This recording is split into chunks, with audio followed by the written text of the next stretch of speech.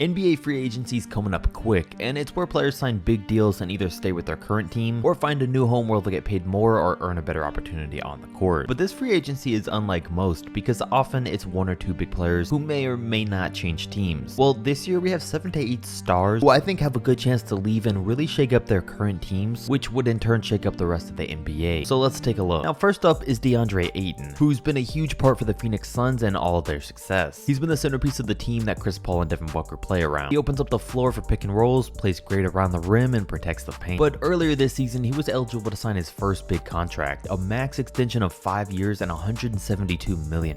And apparently he was really expecting it because he was pretty upset when the Suns didn't want to give it to him, which means he'll now be a restricted free agent this offseason. So if another team comes along and offers him a similar deal to that, he's gonna leave the Phoenix Suns, which I think is gonna happen. But the Suns are doing the right thing here. Sure, DeAndre's young and averages 18 and 10, but there's no way I'd give him a max contract because for one, they play pretty well with him still off the floor, so I think they could find a replacement for much cheaper. And two, with a max deal, think of all the guys that could get instead that would come line up to play with Chris Paul and Devin Booker. So I think there's a bad team out there that wants to take a bet on the 23-year-old while they got nothing else going on. And there's a lot of teams that could use the big man coming up. The Hornets, Hawks, and Blazers should be desperate to sign him this offseason. The Hornets have needed a center for years, and he would fit perfectly alongside guys like Miles Bridges and LaMelo Ball. The Hawks would have to sign and trade Clint Capella and others, but their current roster needs work anyways, and he would be a huge upgrade from Clint. This isn't a must for the Hawks, but I could see it happen. It is a must for the Portland Trailblazers though. They have nothing going on with their team anymore. They need to finally replace Yusuf Nurkic and give Damian a real big man. Plus, Ayton fits in well with how young the rest of the roster is now. James Harden has a player option on his deal, so it's up to him on if he'll become a free agent or not. And if he does, I would just feel so bad for Joel Embiid if he left him without another star. But after seeing these past playoffs, I probably wouldn't feel too bad because they wouldn't be missing out on too much. I don't know what it is. I would have thought James would love to play in Philly. It's where he wanted to go instead of Brooklyn, and for him to play with Joel, they were supposed to be an all-time great duo, but apparently based on his work ethic, he doesn't want to be there. So even though he has a $47 million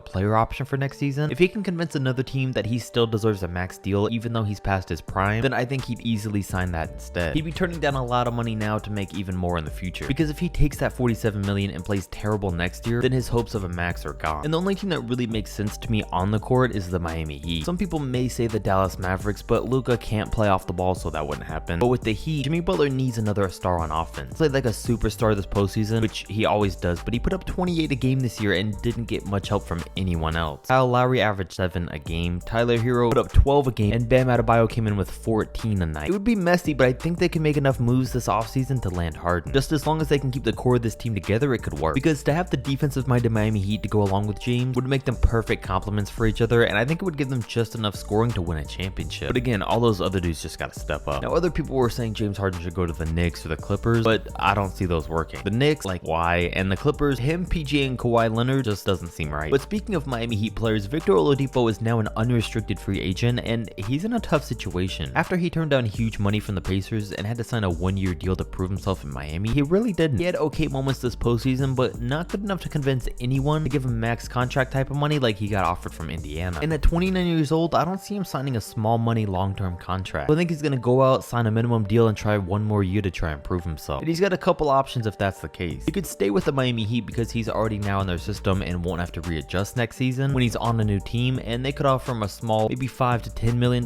deal. But so could the Dallas Mavericks. A guy like Victor, especially at 100%, may be the best backcourt option out there for Luka. If he ever got back to normal, he's a defensive-minded all-star level player that can score pretty well. And even the Mavericks would be a good place for him to sign a small 1-year deal because they just made the Western Conference Finals, so he'll be able to get a lot of attention if he played for them next season. The other option, of course, is the Lakers. If he wants a high-profile team to prove himself on, LA is the place to go because obviously they'll have all the attention and obviously they need all the help they can get right now. And speaking of high profile, Kyrie Irving may be the highest profile player during this year's free agency, seeing that he's a restricted free agent this year. And even though there are a couple playoff contenders like the Clippers that could still use a point guard like Kyrie, they shouldn't be willing and shouldn't be desperate enough to take on the risk of adding him to their roster. We still don't know what we're going to get from him on a nightly basis and if we're even going to get him at all. There's two teams though that are so desperate for point guards that should be willing to sign him to a long-term deal, and that's the Washington Wizards and the New York Knicks. Now for the Wizards, Kyrie would be a great pairing for Bradley Beal, and we know he could play next to him because skill-wise on the court, Irving's still a top 5, maybe a top 3 point guard in the league. It's just everything else that always gets in the way. And I think if they just straight up signed him and gave him a deal bigger than the Nets would, then they'd have a pretty good roster. Don't get me wrong, I still don't think this would be a championship squad, but they'd make the playoffs and they do solid there. But with that said, the combo of Kyrie and Kristaps is one of the most unreliable two players you get. But then again, the Nets currently have Irving and Ben Simmons on the same team, so even that would be an upgrade. The New York Knicks have got to be desperate enough at this point after missing out on every single good free agent ever, so they could give Kyrie a big deal too. The Knicks didn't even make the playoffs this year, and it was sad, but I think Kyrie might be exactly what they need to turn things around. The developing defense of RJ Barrett combined with a guy like Mitchell Robinson, along with the star power of RJ and Julius Randle and a supporting cast like they have, may be everything they need to take them to the next level. Zach LaVine's free agency decision is going to be a scary one for the Chicago Bulls because Zach's an unrestricted free agent this year and said that he wants to enjoy free agency before making a decision. I mean, even though they didn't have Lonzo, the Bulls were out in the first round, so they needed to do something, but losing LaVine isn't it. And I hope Chicago can keep him. I mean, they just finally got good again, but there's going to be so many teams after a scorer like him that's so good on offense and can do it all. Now, I've seen people talking about maybe the Hornets, but they only need a center, so he shouldn't go there. Again, though, we're revisiting three teams we just talked about because, well, they're in the best position to sign free agents: the Hawks, Mavs, and the Blazers. If the Atlanta Hawks can make a sign and trade work to bring in Zach LaVine, they should seriously consider it because himself and Trae Young in the backcourt would be the real deal. It's not the best scenario because they're lacking on defense, but it would still be an upgrade from what they have now. But I think LaVine and Luka would fit perfectly together. LaVine proved this season that he could be a valuable second option to DeMar DeRozan, so he could do maybe even better next to Luka. And you may even get a similar effect to how CP3 and Devin Booker work out, since LaVine and Booker's games are pretty similar. Then of course, if he went to the Portland Trailblazers, he'd obviously be a big upgrade from CJ McCollum, who they had last year. But I don't think it'd make a huge difference because this team would still need to do so much if they wanted to become a real playoff threat, so it might not be that convincing for him to go there. Honestly, I have no idea what Zach's gonna do, but these are all probably my bet for what I think is most likely. And before we get to our last player, a couple of quick honorable mentions. Colin Sexton and Malik Monk are both going to be leaving their respective teams this offseason. I don't know where they'll end up, but for Sexton, it's clear his time on the Cavs is up. He's a restricted free agent, and his team's chosen Darius Garland as their starting point guard, and they already have plenty of backups to choose from, so it only makes sense from their perspective that they let Colin walk and use his money to try and sign someone else at a different position instead. And for Malik Monk, he was a solid young scorer for Charlotte and set out to prove himself this year to earn a bigger contract this offseason. Honestly, he did put on a good performance for the Lakers, but I don't think he really separated himself too much from where he was at last year. But given that he hasn't gotten a big payday yet, expect him to look for one once free agency opens up, seeing that he's an unrestricted free agent. Then of course there's Bradley Beal, and don't get me wrong, he's without a doubt gonna stay with the Wizards and sign the 5-year, $245 million extension, making it the biggest contract in NBA history. But I really think he's gonna do that than just request a trade and leave after this upcoming season, unless the Wizards did something huge like signing Kyrie Irving like I mentioned earlier. I don't think Bradley's wanted to be in Washington for years. He was just staying there and waiting for the big money. So he may not be leaving this offseason, but he's a free agent coming up, and I definitely still think he's going to be gone in the future, so I had to include him. Now honestly, if I'm the Washington Wizards, I don't give him that money. Obviously they haven't been able to build around him, so what makes them think that they're going to be able to now? And sure, their roster is looking much nicer than it has in years past, but even still they missed the playoffs. So unless something major happens in Washington over the course of this year, expect them to request a trade, and then maybe that's something we can talk about in a video next year. Don't forget to like, comment, and subscribe, and I'm out.